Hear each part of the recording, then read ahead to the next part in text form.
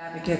As the first African-American woman to serve in a citywide position in New York City and someone to be blessed during the administration of the first African-American United States President, President Obama, I believe that it is critically important that we stop to remind today's youth that such opportunities were not available to our people not too long ago. As many people who know me personally can attest, Shirley Chisholm, the first African-American woman elected to Congress and the first woman and person of color to be considered a serious candidate for president, is my role model. Congresswoman Shirley Chisholm once famously said, "I ran because someone had to do it first. Someone had to break the glass ceiling," and that glass ceiling remains for so many women of color today. The challenges we face today are too steep for leaders of conscience to be deterred by tough odds. From the feminization of poverty that affects so many women of color, to the struggles with regards to poverty and low-wage workers, we really need to step forward and to make a change in the city of New York.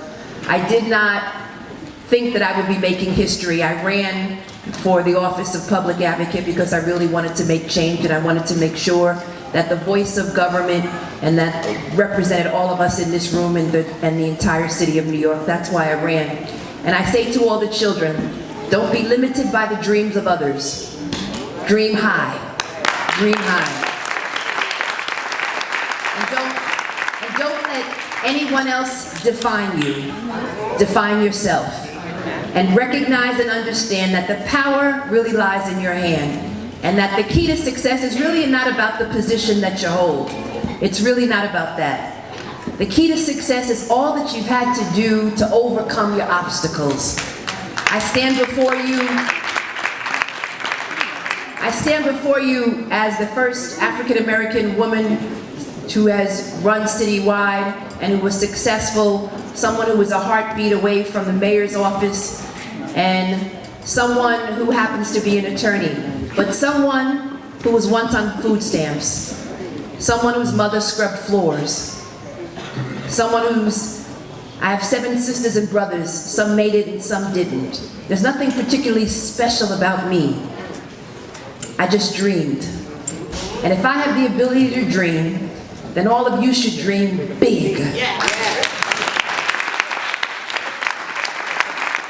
And don't let anyone deter you.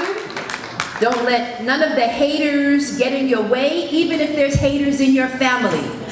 Just believe in yourself and believe that God made you and He made you special, and that there's something special about you, and that there's something special as part of your DNA. And just remember that our ancestors have come a long way, and they bridged the gap that now we must all cross over. I crossed over it, and now I give you and I extend my hand to you to cross over.